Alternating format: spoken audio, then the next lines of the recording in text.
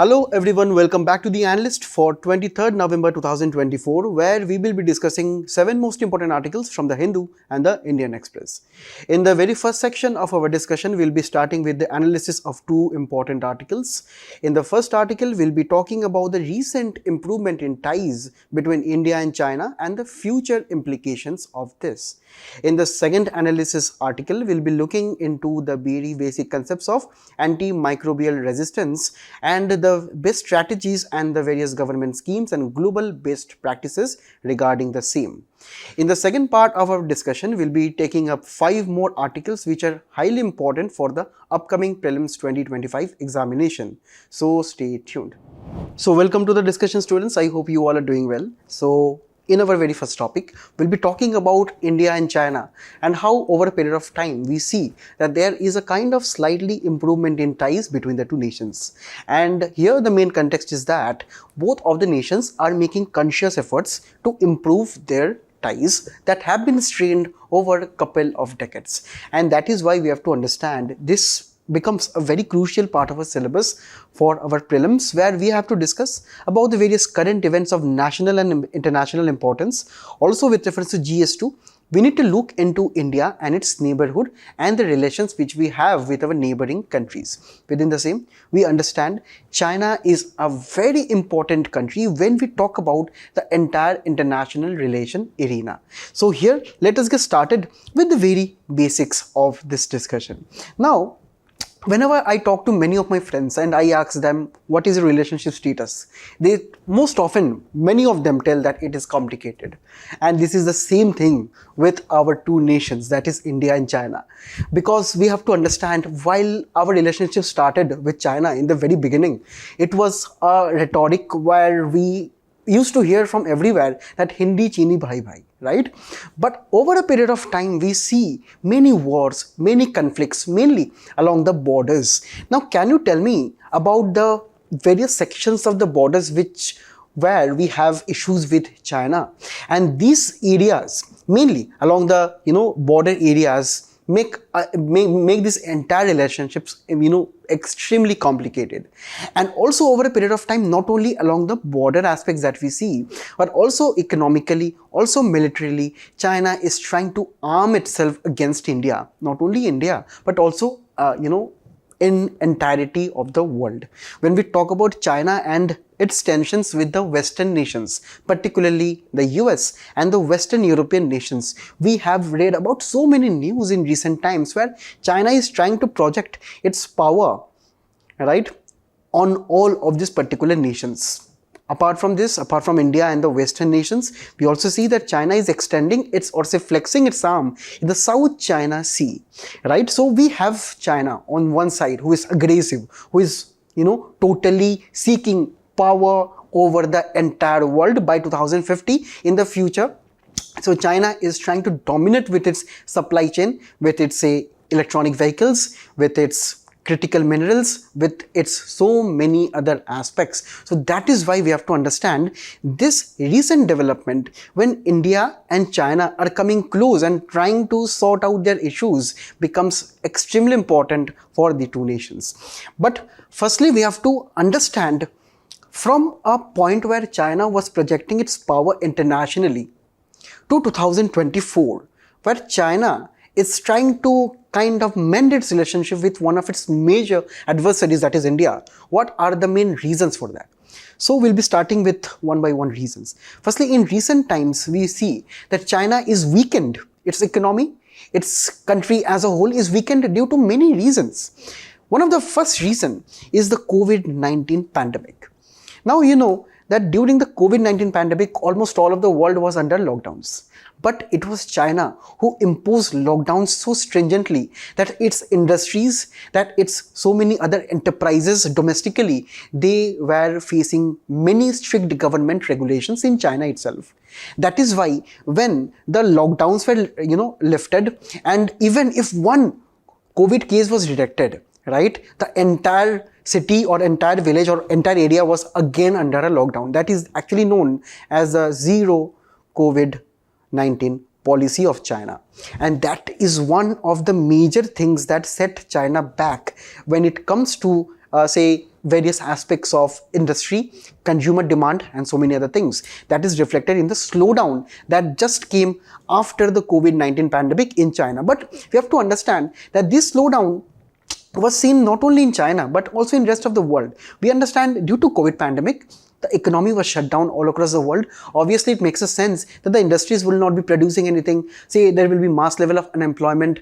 But in case of China, due to zero COVID policy, that even if one case is detected in any one of the cities, any one of the neighborhoods, the entire neighborhood would be cordoned, or say it will be quarantined. So that was the strict amount of policy that China pursued, and that led to much more slowdown, or say much more slowdown in the economic activities for China. As we can see across, say, the patterns of fixed asset investment and the real growth associated with investment in China across infrastructure, real estate, manufacturing, mining, agriculture, say the very basic, say, primary economic activities, all of them, as you can see, from 2021, even during, say, 2020-21, the Chinese investment was increasing, right? But over a period of time, as we see, from 2021 to 22 to 23, and even in 2024, the situation is not good. And when we understand, when we talk about investment, one of the most important aspect of investment is the return that you get after investing. Now, this investment can be by the government of China, can be by the people of China, can be by foreign investors too. But we understand over a period of 2-3 years, the investment is on a declining trend. What is the reason? Because simply there is maybe not enough demand in China. People are unemployed. People are not able to get back their incomes levels that they had before 2019, right? People are not buying houses, real estate, cars. That is why the demand is coming down. And one of the main reasons for low investment is lower demand. And if there is no demand, industries will not expand, economy will contract. This is exactly what is happening in China as of now. And that is why recently China also released a fiscal stimulus worth billions of dollars. Now, fiscal stimulus is that money, is the public money where the government of China is spending to boost investments. So from the government side, it is trying to boost investment over a period of time.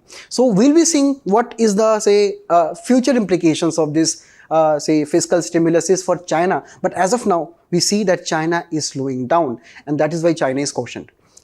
To add to the caution even more, we understand the global sentiment of China is not good. With India, with the Southeast Asian nations, with Japan, right? This is the neighborhood or extended neighborhood. Go back to, say, the European region and the US, we find that the global sentiment of China is not good. Even Donald Trump in his 2016 and 2024 presidential candidature, he advocated that he would be, outlandishly be banning any kind of Chinese imports into the US. Apart from this, we also have seen the rise of right-wing politics in the Europe. So all of these factors are culminating in an anti-China sentiment across the world. And we can also justify that sentiment because of China's own aggression in many of the spheres, right? And finally, to put the nail in the coffin, finally, we have Donald Trump, who is now the US president, who will be assuming office as of January 2025. We already know about Donald Trump and his aspirations on China and how his presidentship will be impacting over the next 4 years. It is to be seen. But yes, experts are telling that it will not be good for China. He will be coming with many tariffs. He will be coming with many restrictions on Chinese investments, mainly the FDI investments that come from China to the US. And also he will be strengthening the alliances, particularly with India, to counter China. And in his last presidentship, Trump did exactly the same. It was a protracted trade war that was ongoing during his presidentship. So these are the things we have to keep in mind before we move on. And when we move on, we have to come back to India by first looking at some important headlines. In the recent times, across many news outlets, we find that China is trying to improve its ties with India to ease off US pressure from Trump, as we have seen just, right? Then, ready to improve ties with India based on pact between Prime Minister Modi and Xi Jinping. China's statement is this: that China is ready to improve ties, and that is why we see that the recent disengagement along the line of actual control was brokered, as this was also some topic which was previously covered in the Analyst. So if you want to have more idea, you can watch the previous sessions, but do let know that various border issues at the Ladakh region between India and China was solved recently, partially solved in my opinion, due to this disengagement agreement between the two nations. And also, as of recent times, as of last 1-2 months before, we understand that China has been uninstalling some of its installations, military installations in the Depsang region. So it is a good sign for India and also for China. Also, we find that better trade ties expected as India and China achieve this breakthrough at the LAC. Also, we find that India-China should implement Modi's important consensus to improve ties. This is coming from the Foreign Minister Wang, and both of them, our own External Affairs Minister and their Foreign Minister, they met recently and they talked on how we will be improving our ties. So broadly, we understand that the recent Ladakh standoff in 2020 was solved in this disengagement partially, yet the full withdrawal of the troops of China is yet to happen. But again, we find that recently, as of October 2024, the BRICS summit at Kazan, Russia, right? Our own Prime Minister and their own Premier, we all shook our hands. And this is one of the most symbolic impacts, or changing or evolving relationships between the two nations in recent times. Next, also the media delegation or our own Indian media delegation's visit to China was possible recently, and also the defense ministers meet in recent times. These also suggest that over a period of time there are some signs where the relations between the two nations are improving. So these are the things that we have to keep in mind while we are talking about this reset in the relationships. But we have to understand there are some divergences in these perspectives, both from India and Chinese aspect. When we talk about India's position, India insists that the broader border disengagement or de-escalation are prerequisites for good ties. For any nation, border disputes are very, very important because these disputes are directly linked to the territorial sovereignty of any country. And India's territorial sovereignty is very important, particularly with the various countries with among which India is having these issues with. So this is why India tells that we have to withdraw from these particular areas, then only it will be prerequisite for diplomatic ties. Also, India remains cautious, reflecting the public opinion against China in the country. We all know, we all have heard for the last 5-6 years, and maybe also for the last 10-20 years, that China is a very troublesome friend for India, right? While we had many issues previously, but in recent times there were some signs where in 2010 onwards we did see some improvement in ties between China and India, but over a period of time we see that Chinese actions were not welcome, particularly at the Doklam standoff at Sikkim and various other areas. So that is why India's own public opinion has hardened. So it also becomes a political issue within the country whether China is actually acceptable as a particular friend or not. Then India also prioritizes its own spiritual missions of visiting or having access to Mount Kailash, Mansarovar Yatra, trans-border river data sharing, which is extremely important for the management of floods in the northeast region, because we find that China has been constructing many dams, right, on the various rivers that flow into India from China. And these dams impact or cause uneven flooding in areas of northeast region. So that is why India is also suggesting that we should be having a portal, online portal between India and China, where the data of river water sharing should be there, right? And also gradual restoration and trade and travel ties which were suspended since the COVID-19. So from China's side, these things also must be improving. Chinese position is much more liberal, in recent times, I do not know how much they're projecting to be liberal or in essence they're liberal or not. But Chinese discourses is that China emphasizes the chemistry between Modi and Xi Jinping, describing that the BRICS summit was a relaunch of ties. So China is trying to project that everything is positive from now on. We have from China's perspective, we have kind of disengaged from the Ladakh region. We are also trying to pull out many of the troops. We are trying to improve some of the travel ties and so on. So China is trying to see or project that from our side it's all positive. Also, China is highlighting the economic and cultural exchanges, including the 75th anniversary of diplomatic relations between the two countries. China is trying to highlight that. Then also restoration of direct flights, where India and China is having this kind of convergence on this particular issue, that these flights were suspended from COVID-19 pandemic, and also journalist exchanges that happened recently. So China is focusing on these aspects, but India is having own demands because some of the key issues are still on the table. So to be very frank, some of the key issues will be on the table right now, maybe also in the coming years, according to various economic experts, according to various IR experts. It is that China is a stubborn nation. It is a country which is on the rise from 2000 decades. It is on a rise to combat US. It is on a rise to exert its economic dominance all across the world.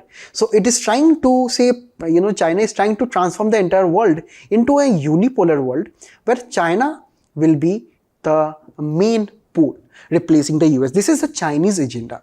And that is why we see that China over a period of time is in a hostile conflict with many of the nations. With the US, it is with in a condition of trade war, in a condition of diplomatic exchanges which are very violent sometimes. Then with India, it is involved in various border disputes. With the southeastern Asia and Japan, it is involved in various islands and claiming territory, claiming sovereignty over these islands, which is upsetting Philippines, Japan and many other nations in those regions. So we find that China is kind of finding an equilibrium in conflict. So this is a very important thing, that China is kind of engaging in conflicts, in disputes with the nations and keeping those countries engaged in the disputes forever. So this is the main thing, because those nations will be wasting their energy in countering China, and on the other hand, China has enough resources on its own to involved in that dispute forever.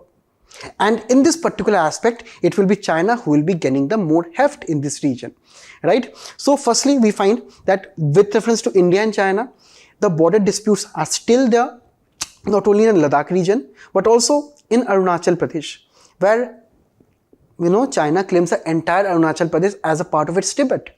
While this is a very unjustified claim, but China is still having various issues of even our own Dalai Lama visiting the Arunachal Pradesh region. So this is actually one of the most important thing, that is a border dispute. Next, we have the US-China rivalry with reference to the recent election of Donald Trump. We understand this rivalry maybe even be increasing. So this is also some issue for India, because on the other side, US and China are not quite good friends, but US and India, they are good friends. They are having good relations, stable relations rather, and that is why maybe that particular stable relation will be impacting some of the things here. Next, economic and trade relations between China and India is very, very severe, because India is having billions of dollars of trade deficit with China, and it is seen most of the time that China kinds of reroutes various goods and services which are imported into India across various nations. For example, it is China. It will be sending some of the goods to be imported into India to Hong Kong, and from Hong Kong it will be sending to Taiwan. From Taiwan it will be coming to India. So indirectly it is trying to route its various goods and services for import into our own country, because we have to understand each of the countries will be having a fair limit of subsidies, of international export duties and so on. So that is why China kind of sometimes misutilizes these fair provisions of the WTO and reroutes and creates trade imbalances. And this is what is also costing India billions of dollars every single year. Next, there are mega Chinese projects such as the BRI. Belt and Road Initiative, and Chinese broader ambitions, to have a string of pearl strategy, right, to totally encirculate India. Correct. And India has also its own policy, that is a necklace of diamonds, which India is also trying to build over a period of time. But yes, Chinese mega projects impinge on India's own sovereignty, because this Belt and Road Initiative, right, and the CPEC and so on, so these all run through Ladakh region, right, the Aksai Chin region. Next, there is also trust deficit and very low public sentiment about China. I need not explain this, because we understand that we do not, as citizens of India, trust Chinese ambitions, right? Next, China is also trying to compete majorly in the global south, be it the African nations, the Latin American nations, the rest of the Asian regions, right, the Micronesia, Polynesian regions. China is trapping them with debt. This is known as debt trap diplomacy. And also our own Prime Minister has remarked a very important thing, that is the duty of every country to guard itself from financial indiscipline. Yes, we must be saving money, we must not be spending too much of money and wasting too much of money, and also we'll be taking loans very carefully, right, as a country. But at the same time, there are forces. Now Modi ji is indirectly referring that there are forces that have sought to take undue advantage by catalyzing debt crises. Right? These forces have capitalized on the helplessness of other countries and led them to debt traps. Countries in Africa, countries in Latin America, in say some parts of the South, Asian region, they need money. That is their financial situation, right? And China, they do what? They go and say that, okay, you take money. It's a very low interest rate, right? But you have to give me some of your assets, maybe some airports, some ports, right? So this is what even Sri Lanka was trapped into, right? So Sri Lanka's Hambantota port went to China as a part of, say, Sri Lanka's debt which was not paid to China. So this is one strategy. And finally, we have to be very pragmatic and very practical. It is China we are talking about. Come on.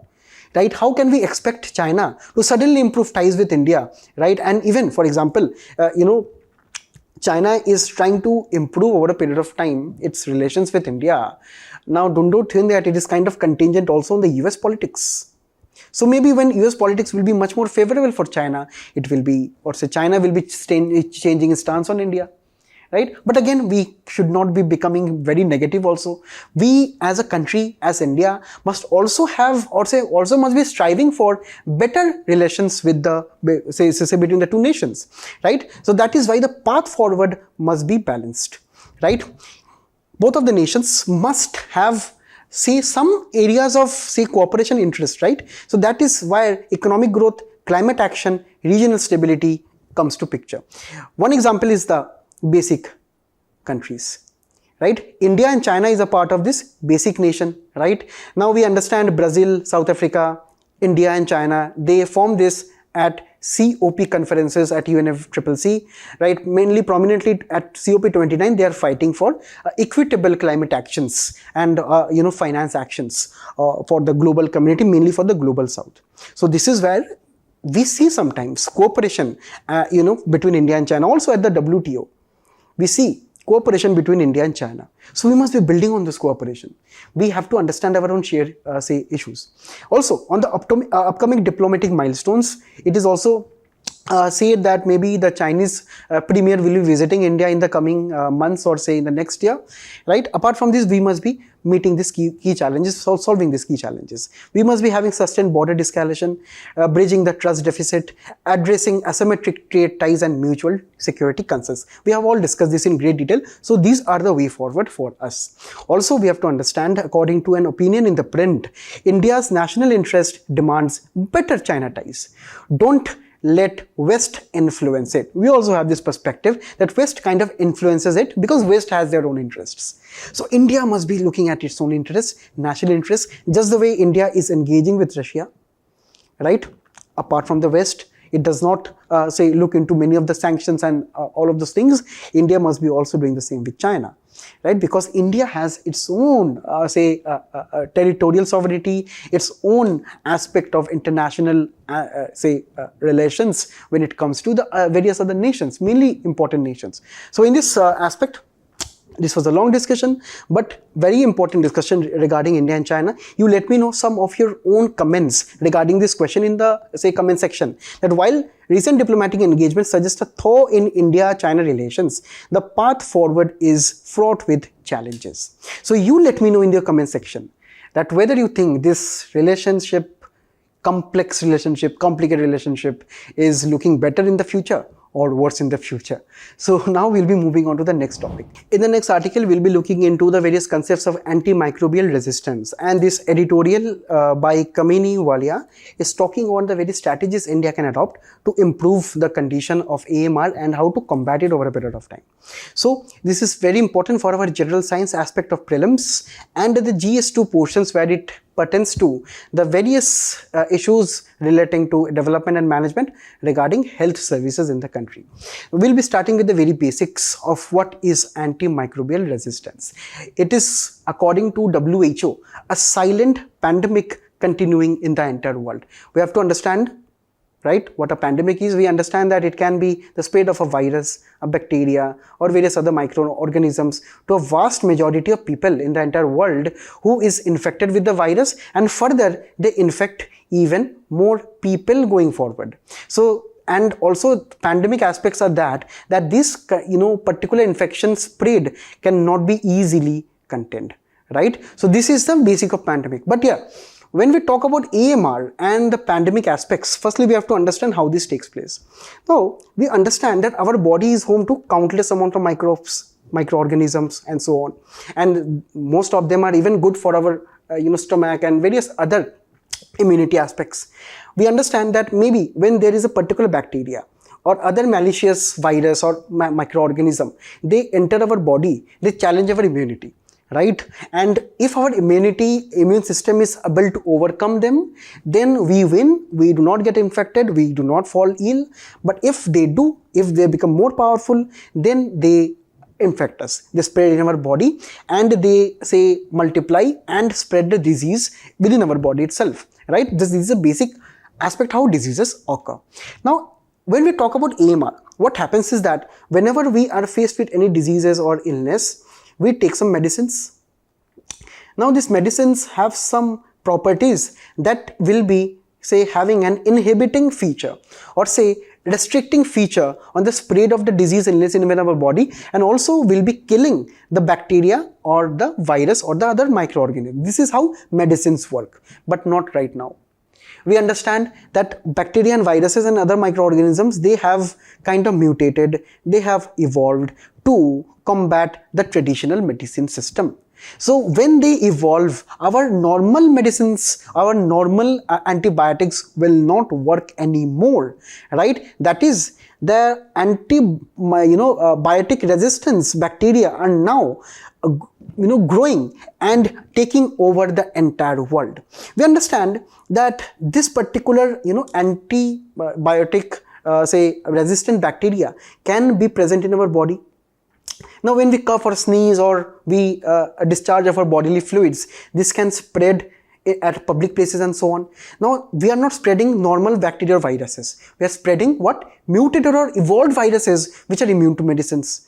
So we understand we ourselves become carriers as human beings, or if there is a particular animal, so that animal is acting as a carrier, and that is why it has become a silent pandemic. So AMR occurs when microorganisms such as bacteria, viruses, fungi and parasites no longer respond to the drugs designed to eliminate them. A very simple definition for all of you. So we just now explained this, and this is a definition for all of you. According to the Lancet, 1.14 million deaths in 2021 can be attributed to AMR. Why? Because our common medicines, normal medicines do not work. And if they do not work, how can we treat them? How can we treat the ill? How can we treat the diseased? Because those medicines are not working. So what are the causes of this? Firstly, we have to understand that most of the AMR cases are in poorer nations, in the global south nation, right? Now, can anyone let me know in the comments what do you precisely mean by global south? We also see this discussion in climate change, in health, mainly when we talk about, say, international relations. So we understand this global south are countries which are kind of lagging behind when it comes to the global north or the developed nations. Now you can actually let me know what do you mean and what are some of the examples of these countries are. Now when we talk about India, India also belongs to global south, but we have to understand what are the causes is that firstly, we misuse and overuse antibiotics. Whenever we fall ill, we have a common cough, which can be, say, normally treated without any medicine by homely remedies, right? We understand that we commonly do not have this kind of tolerance level, and we take up medicines. We take up medicines without doctor's consultation, without even proper dosage. If the doctor is telling that, okay, we have to take 2 medicines in a day for 1 week, right? But over a period of time, you see that after 3 days, your illness is gone. But the doctor told you 7 days. Why? Because your body requires that medicine, and your body must be adjusted for the withdrawal of that medicine too over a period of time. So that is why we understand, due to improper dosage, due to frequent overuse of microbials, antibiotic medicines, we understand that this is one of the main reason why our bacteria and viruses, they mutated so easily, right? Also, we understand that in agriculture and animal farming, we use many medicines, right? We use medicines to boost the productivity of various other animal products and so on. So in this agricultural practice also, we use so much medicine without a doctor's consultation or vet's consultation.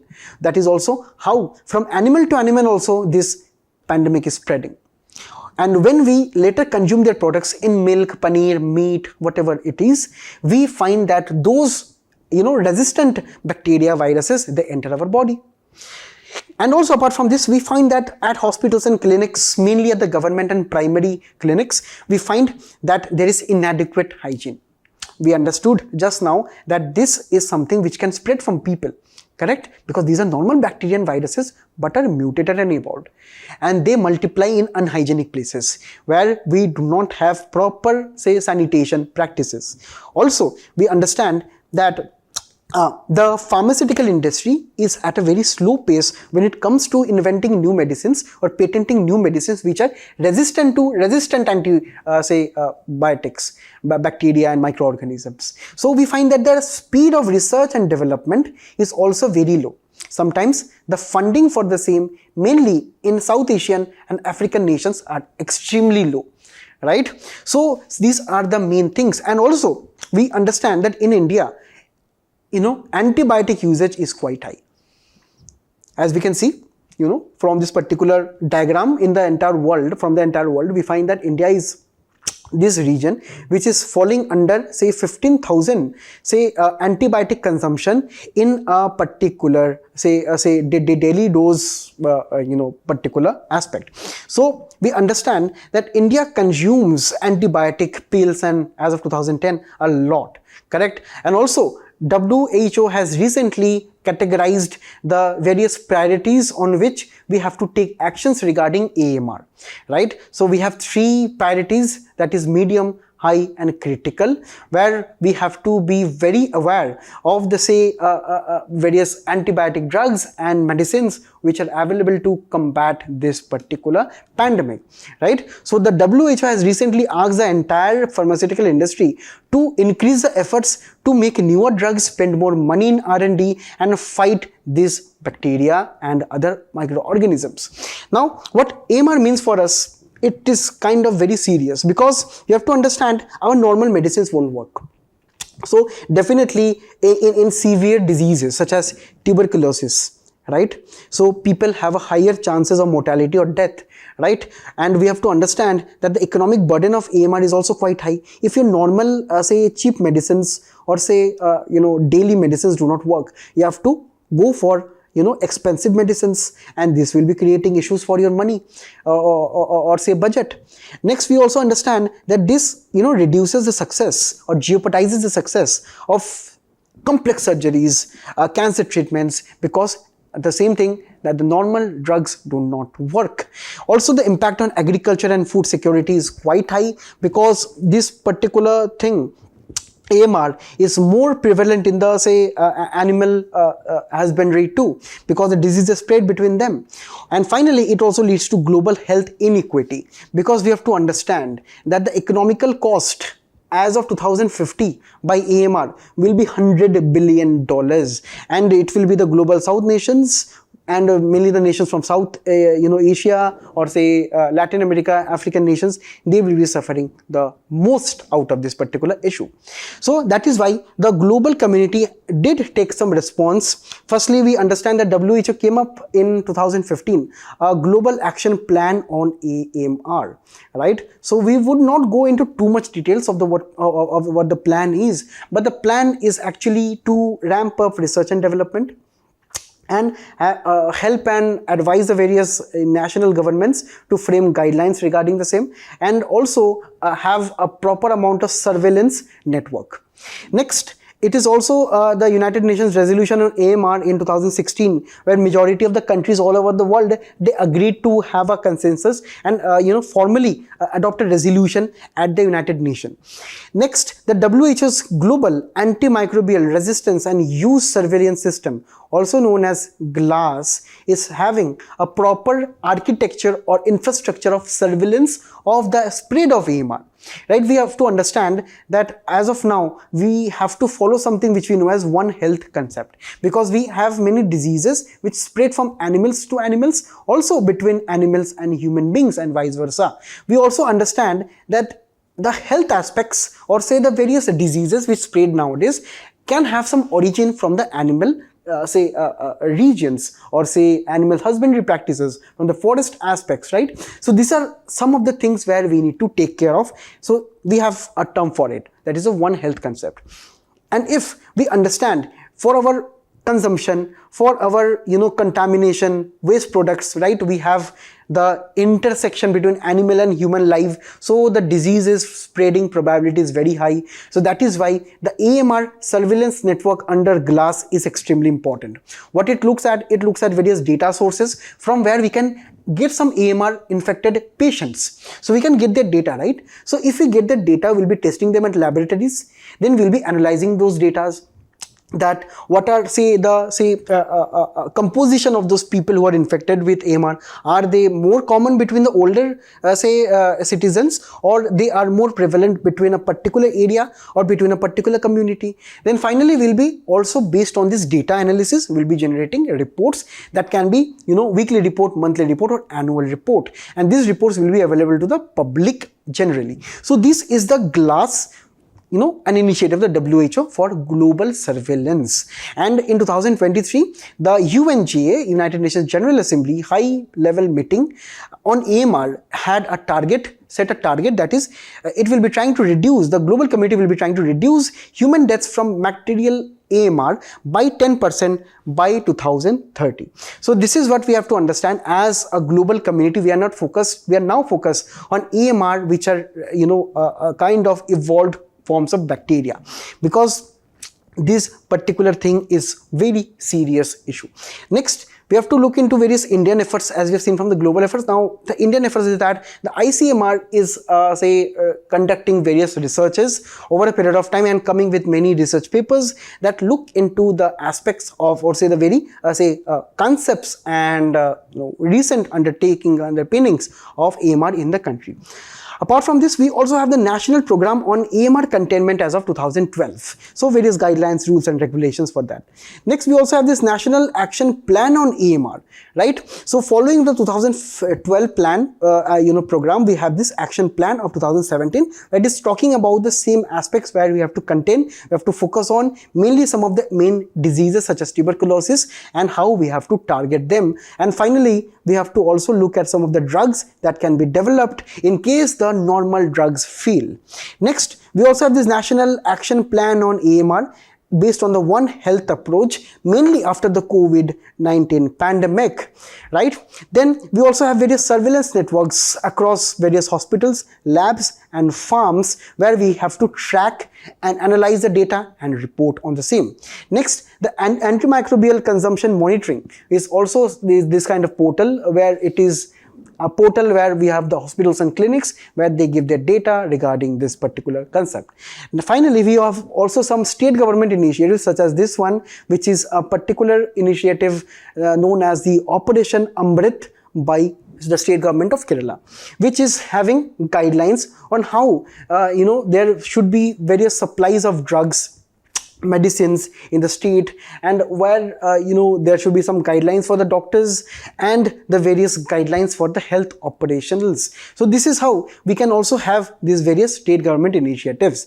And finally, there are some critical steps forward for India in this particular matter, where we have to firstly understand that AMR containment as a national priority must be elevated, must be increased over a period of time. Next, we must be expanding the scope of surveillance, not only from hospitals but also going further down to secondary and tertiary hospitals and even at primary level by capturing data, that is integrated data even from the district hospitals. So capturing of data is very important in any disease, in any pandemic. If we get the hold of data, okay, these are the areas from where we have more AMR cases and these are the areas where we have few AMR cases. So we have to have targeted interventions and selective targeted interventions in both the areas, so we can use our resources in a much more efficient way. Next, we must be also having real-time AMR monitoring systems for healthcare plus veterinary sector. So this real-time sector can use various technological aspects, even artificial intelligence. Next, we must be improving the uptake of vaccines between various children, and these vaccines must be properly administered using hygienic practices. Then according to the article, we have this 100 million global fund which is proposed by United Nations. So India must also be advocating the easy use of this fund and proper passing of this fund, right? Then we must be boosting our research and development. Here the ICMR is further involved in particular activities. And finally, addressing AMR in agriculture and livestock, having proper amount of guidelines for the vets and also for the various animal husbandry farmers. So by 2030, relative to 2019, we must be aiming for 10% mortality reduction, 20% inappropriate use in human beings, and 30% appropriate animal antibiotic use. So you can have this 10, 20, 30 target we can all use in our mains answers to get those extra points. Now here we have this question, a practice question for all of you, right? That India has made significant strides in combating AMR but faces critical gaps in governance, funding and national coverage. Discuss. So let me know 2-3 of your points in the comment section below. Now in this article, we will be looking into the statements of our current Chief Justice of India, where he has commented in a recent case where he was and his bench was hearing a petition challenging the 42nd amendment to our constitution, which added 3 terms to our preamble. Now in hearing those cases, he commented that socialism, which was one of the words that was added, that socialism in India means a welfare state, not a dictatorial dogma. And can you in the comment section let me know that if we are talking about socialism and welfare state, are we talking about any constitutional article or any constitutional provision? So you let me know. And this article is extremely important for our prelims, where we'll be revising our aspects related to preamble, which belong to Indian polity and governance, about our GS2, where we have to talk about Indian constitution, historical underpinnings, how preamble evolved, what were the various amendments regarding that, and how it is a basic structure. And here, let us start with the evolution of the preamble. Now, when we talk about the evolution of preamble, Jawaharlal Nehru, in his objective revolution on December 13, 1946, came up with this document or with this speech. As a part of his speech, he made this objective resolution that later contained many aspects of, say, the preamble.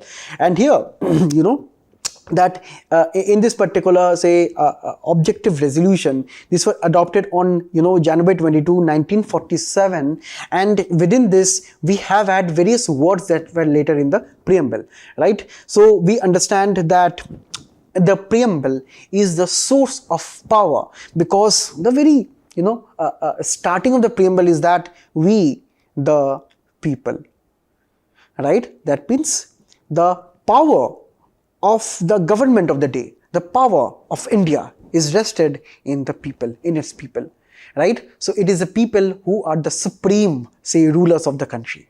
So this is reflected by the preamble. Such a beautiful idea. It was later adopted on November 26, 1949, which is also mentioned as a part of the preamble.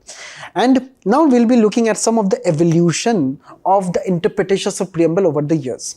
Now, in Bedubari Union case of 1960, the Supreme Court of India took say various inspiration from the US Constitution and US jurisprudence that the preamble is say not a part of the Constitution, right? But this was later say revoked by the Keshwananda Bharati case in 1973, which univocally told that preamble is a part of the Constitution. Not only a part, it is a basic structure of our Constitution where it should not be altered to the level that it violates the basic structure doctrine.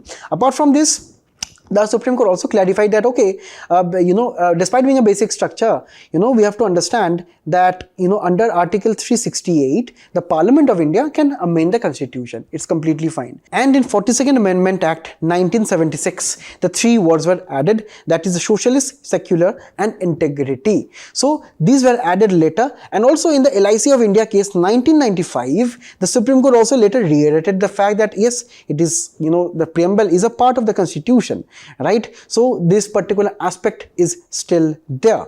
And here when we move on, we will be moving on to this particular say article here, when this batch of petitions to the Supreme Court, they challenged the inclusion of the word socialist.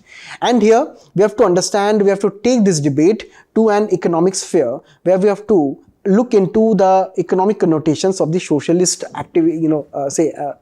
agenda with reference to India. And now here the Chief Justice of India has told a very apt statement. The socialism here in India means that there should be equal opportunities for all. While the state is there to provide for the people, it is also not preventing the private sector to say do any welfare activities, right? It never prevented the private sector from thriving here, right? So the idea of socialism in India primarily meant a welfare state that provides equality of opportunity for all, right? Now, the court adopted a restrained approach to judicial review. That is, these petitions challenged the 42nd Amendment Act, right, by the inclusion of these three words. While this particular amendment was later challenged in many years, in many Supreme Court cases later. And Supreme Court right now is telling that this was challenged before and preamble was held as a part of the Constitution. These words were held as a part or say, properly justified. And right now we cannot have a judicial review of that again. Right? So we have to understand judicial review of constitutional amendments time and again erode the constitution or say this kind of democratic structure of the nation. Next, the Supreme Court also observed that evolutionary interpretation of the concept of socialism is very important. That socialism not only means the 18th century definition of socialism where state is owning the means of production of goods and services, right, and various other connotations. Socialism right now has evolved. If state is owning some means of production, why the state is owning? For the betterment of the people. If now we understand India is a mixed economy today.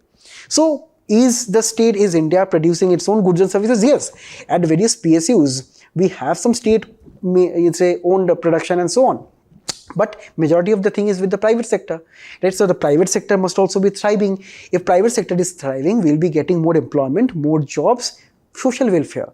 Right, welfare state. So that is where this idea of this particular socialism term does not hold nowadays according to the Supreme Court. Now the term has evolved, so the connotation must also be evolving. And finally, the Supreme Court has upheld the parliamentary sovereignty. That the 42nd Amendment, right, and also all other amendments, they were enacted by the Parliament. Right, and also we have to understand that the legislatures, they are having the sanction of the people, and the power of legislation, the power of this particular coming up with new laws and regulations finally rests with the people, right? That is we, the people of India. So that is where brings us to these two PYQs of 2020. You let me know what are the answers individually in the comment section positively. In the next article, we'll be looking at Chhattisgarh's new tiger reserves and some important aspects of tiger reserves in general. A very important part of our syllabus, that is GS Prelims, general issues on biodiversity, where there are many map-based questions in UPSC Prelims examination. Not only map-based questions, sometimes they also combine say the various tiger reserves, national parks, and also the geography surrounding the same, such as rivers, such as mountains, such as maybe other national parks or wildlife sanctuaries. That is why we have to be very careful and very good with our maps and geography. So let us start that what a tiger reserves, very basic things first we will be discussed, because prelims 2025 is upcoming soon, so we'll be also revising even the basic information, right? So what are tiger reserves? Tiger reserves are protected areas where we understand these areas are specially designated not only for the conservation of tigers, please let it know, right, but also for protecting the habitat. Habitat means also protecting the prey base of the tigers, also looking at the flora and fauna. So not only tiger conservation we are talking about as an animal species in general, but also its habitat conservation. That is what we talk about tiger reserves.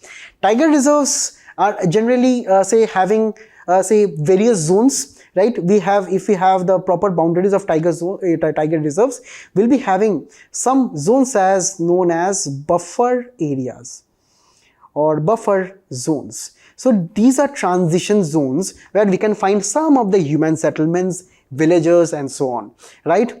Where there will be very amount of regulated economic activities, correct? At the very center, we have the core areas. The core areas are areas where we have the maximum, say, habitat or possibility of a habitat of a tiger population. So these are the areas which need most of the conservation, concerns. So these are the areas which we need to understand, and that can be a part of a national park, also a part of the wildlife sanctuary. Now we understand there are many well-known tiger reserves in the country, and that is why their location, their geography is very important for a prelims examination, because they have asked, UPSC has asked in the past many times on multiple amounts of tiger reserves, right? So please do survey the map once, look at the geography, if needed pause the video, try to mentally memorize the maps, okay? Now it is also important that some of the tiger reserves are in the news, those become even more important, okay, such as the thing which we'll be discussing just now. But before this, how can we declare a tiger reserve, right? So we have to understand first the state government will be coming up with a notification. This is under the section 38V of the Wildlife Protection Act of 1972, and this particular notification must be coming at the advice of the National Tiger Conservation Authority, which is under the WPA 1972, and it is actually the apex body where we talk about any kind of efforts related to tiger conservation. Even the Project Tiger is under the NTCA. Project Tiger is a very successful, right, case study for India's tiger conservation efforts, where we have to understand that from a population which was below 2000 almost a few decades ago, right now we have population of 3000 plus tigers across the country, right? And India is actually the world's largest home to tigers. So we have to understand that over a period of time we have many state governments, the central government with reference to any efforts related to tiger conservation. So that is why there is a new tiger reserve. In the comment section, can you let me know what are right now after this inclusion, say when will be getting this tiger reserve finally sanctioned and in official papers, what will be the total number of tiger reserves in the country?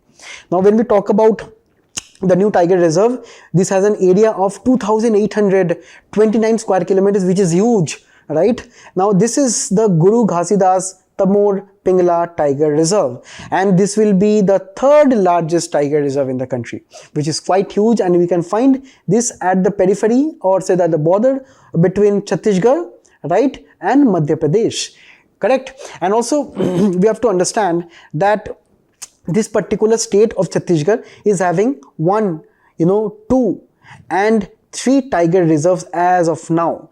This will be the fourth tiger reserve in the state, right? So already we have the Achanakmak, Indravati and Udanti Sitanti. So this will be the 4th tiger reserve, and it falls between this particular tiger reserve right now is falling between various other tiger reserves, also extremely important points for our prelims. That is the Bandhavgarh in Madhya Pradesh and Palamau at Jharkhand. Also we have the Sanjay Dubri Tiger Reserve in Madhya Pradesh nearby. So these are extremely important points, please do note this down, right? And also this new tiger reserve is a part of the biggest contiguous home for country's national animal. We understand that this area is home to many tiger populations and also the biggest contiguous tiger population in the entire country. Right? Apart from the tiger, I told you there are various other flora and fauna also. We have elephants, sloth bears, vultures, peacocks, wolves, leopards, otters, cheetahs, jackals, nilgai, bison, hyena, langur, cobras, etc. In the comment section again, can you let me know what is the conservation status, IUCN status of the nilgai?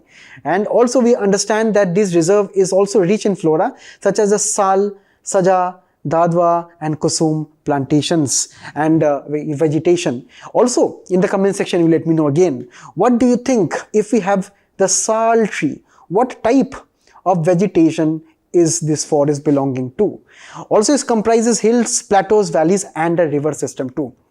And also we have to look at whether the authority is preparing for tiger conservation in this area. Firstly, we are trying to have proper amount of roads and wireless connectivity over this entire hilly region. This hilly region is almost 50% of the land of this particular reserve. So we have to have proper amount of connectivity. Next, we have to increase the prey base for tigers over a period of time, right? Because for their conservation, we need to feed them over a period of time. So hundreds of cheetahs will be relocated and wild boars will be relocated. Strengthening the wildlife corridors with Madhya Pradesh is important because I told you this is an area which is a very large, largest say area in India belonging to tiger, that is a continuous area. So we must be having linkage with Madhya Pradesh too, correct? So that is one of the reason that focused grassland development, water resource availability, prey-based management, mitigating human-animal conflict will be one of the main things that Madhya Pradesh, say Sanjay and Bandhavgarh tiger reserves will be focusing on, and also the Tamor Pingla, Guru Ghasidas tiger reserves will be focusing on. And finally, we have to create awareness among the villagers to avoid any possible human-animal conflict. And we have 2012 and 2017 PYQs. Now, this 2012 PYQ is talking about the protected areas and which of them are declared tiger reserves. We have just discussed the map. Now you tell me what is the answer in the comments below. Now this is one question which I want to show all of you, that sometimes UPSC will be asking very clever questions. That is, they are asking from ecological point of view, which one of the following assumes importance in being a good link between Eastern Ghats and the Western Ghats? So geography. Geography is extremely important when we have to understand UPSC PYQs and also have to correctly answer this kind of questions. So you also let me know after proper research what do you think the answer of this in the comments below. Recently, India's foreign exchange reserve plunged to $17.7 billion, which is not a good news for Indian economy. Now this is a part of our GS prelims economic and social development, also very important for our GS3 economic Indian economy and the various issues related to mobilization of resources. Right now, when we talk about foreign exchange data, first we have to talk about very basics as we do always in the Analyst. What is foreign exchange data? Again, very good for your prelims 2025 revision. Now, these are assets held by the central bank, right? Foreign exchange reserves are the assets, not the liabilities, please note. These are the assets which RBI has on its own to have any monetary or external economy implications for Indian economy. So these are assets held by the central bank or any other monetary authority that are primarily used to for what? For balance of payments. For balance of payments for BOP, we know we have the current account, we have the capital account, right? So current account is looking at the export and import of goods and services, remittances and some other things you can also mention in the comments below. Capital account is looking at the various assets and liabilities of the, say, Indian economy as a whole, right? So this we have as a part of BOP. If we fall short with reference to current and capital account, we know that we always have to have a BOP equilibrium. So if we have a disequilibrium in current account, capital account, then RBI has to fill in the gap. Now, how will RBI fill that? If RBI is having some assets of its own, some money, you can say, of its own, right? Then RBI can also influence the exchange rates. If Indian currency is appreciating too much, it is not good for the Indian exports. So maybe the RBI will be, a kind of depreciating a little. On the other side, if the Indian, currency is depreciating a lot, it is not good for the foreign students. It is not good for Indian investments abroad, right? Also not good for overall economic condition in domestic area also, domestic country also. So again, that is why to influence exchange rates, you need some money of your own, assets of your own. again one of the thing. And finally, you have to maintain confidence in the financial markets. If our Indian rupee is depreciating too much, that means we are not performing good as an economy.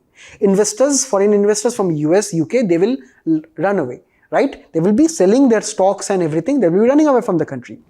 So these are the three reasons. Types of assets that constitute foreign exchange reserves are the foreign currencies. This can be not only constrained to the currencies only. This can be bank deposits, government securities, or any other foreign currency. Mainly, they are the currencies with which the countries with which India is trading mostly. Next, we also have gold, which is a traditional safe haven from time immemorial, right? We always have gold at all of the ancient Indian, say medieval Indian, not only Indian but also the world central banks, or say at the king's coffers. So gold is always a safe asset. Mainly whenever we have various economic conditions, say fluctuations, the central bank always goes on to buy more and more gold. Next, we also have special drawing rights. Special drawing rights are international reserve currencies. These are actually the weightage, or say combined weightage of dollar, say euro, British pound, Chinese yuan and Japanese yen.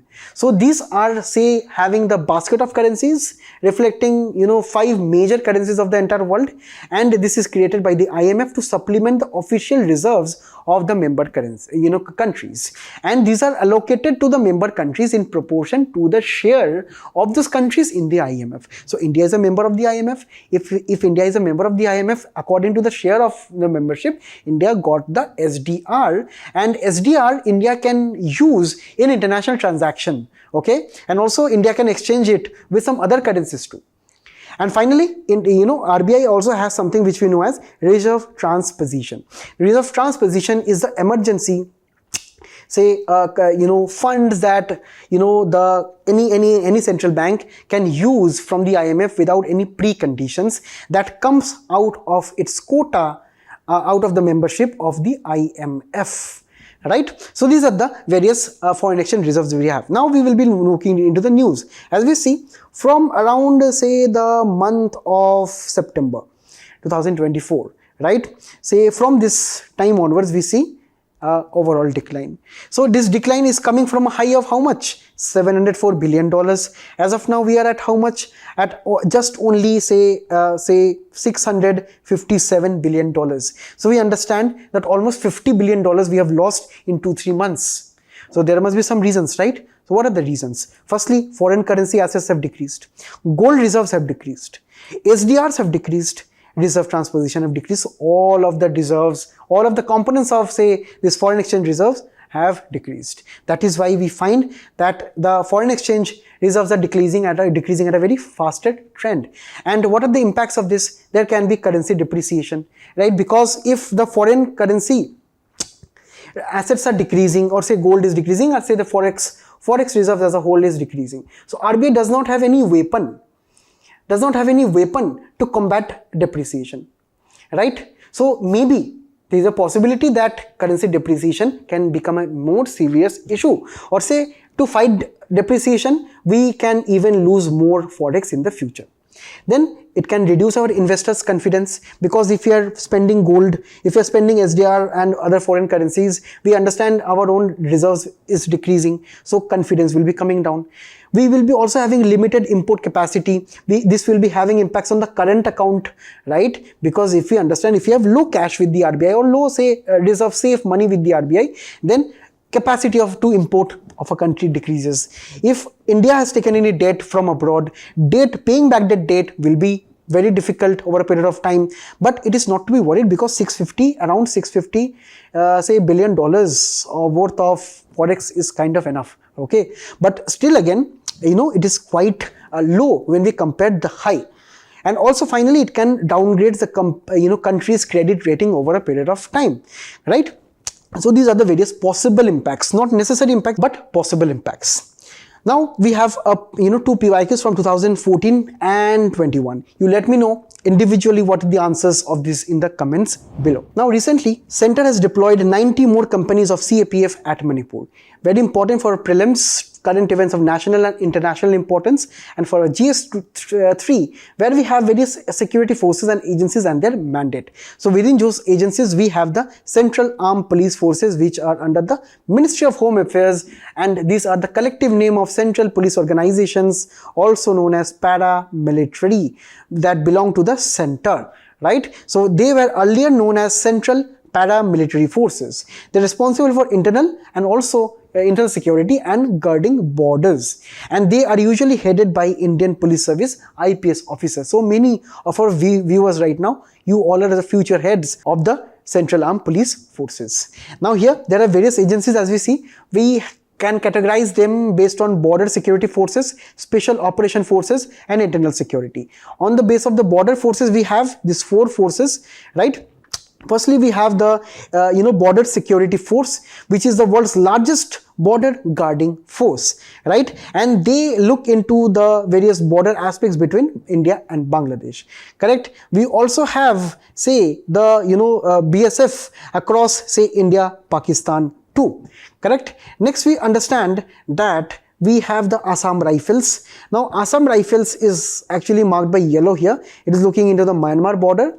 We have the Indo-Tibetan, say, border police. Indo-Tibetan border police belongs to, say, the borders between India and China here. And also we have to understand the Assam Rifles is actually known as the Sentinels of the Northeast, and it is the oldest CAPF, right? Apart from this, we have the Shastra Seema Bal, which is guarding the borders between Nepal and Bhutan.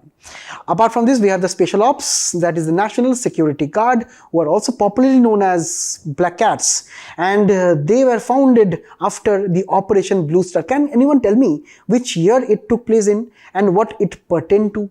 And also, finally, we have the internal security, which is pertaining to Central Industrial Security Force, who are presented at major industrial establishments, the PSUs, at airports, and so on.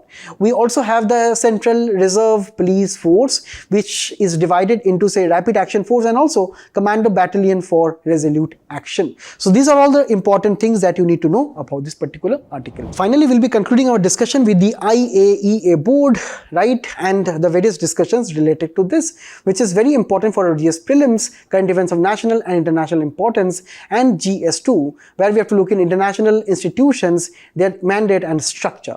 Now, when we talk about the IAEA, right, it is the International Atomic Energy Agency.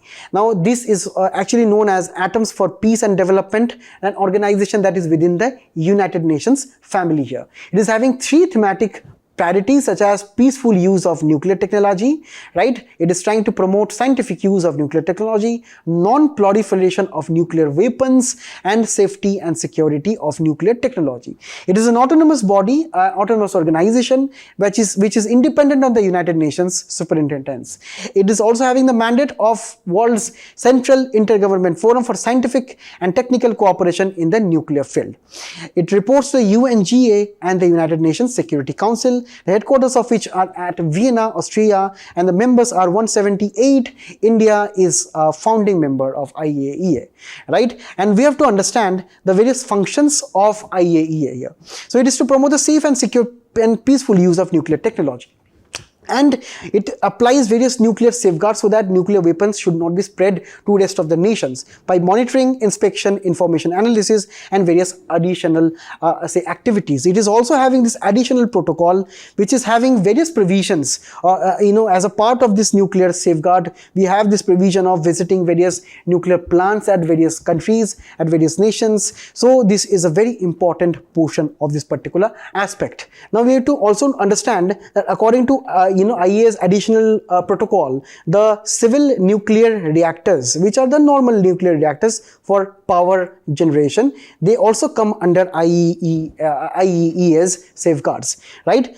They also implement the Nuclear Non-Proliferation Treaty, which is a treaty, which was signed by around 40 other nations when it was at the time of inception. India did not sign it, right? But we have to understand this is for non-proliferation of nuclear weapons, and also this particular function, other function is related to exchange of scientific and technical information between the various members, and finally the capacity to respond to nuclear and radiological incident. And that is why it is in the news that the Board of Governors of this IAEA has passed a resolution that this resolution is ordering Iran to urgently improve cooperation with the agency, because we have to understand, we have to exchange scientific information, technical information with reference to any nuclear development at your nuclear power plants. And this board has also requested a comprehensive report aimed at pressuring Iran into nuclear talks.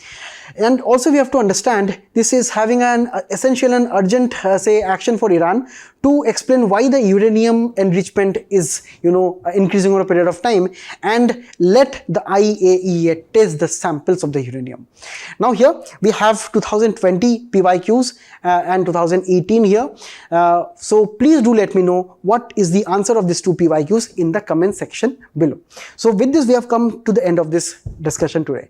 We hope that you will be attempting the quiz which is following up, along with the comments that we all expect from you with reference to the questions and the PYQs asked during the discussion. So all the best and best of luck till we meet again. Thank you.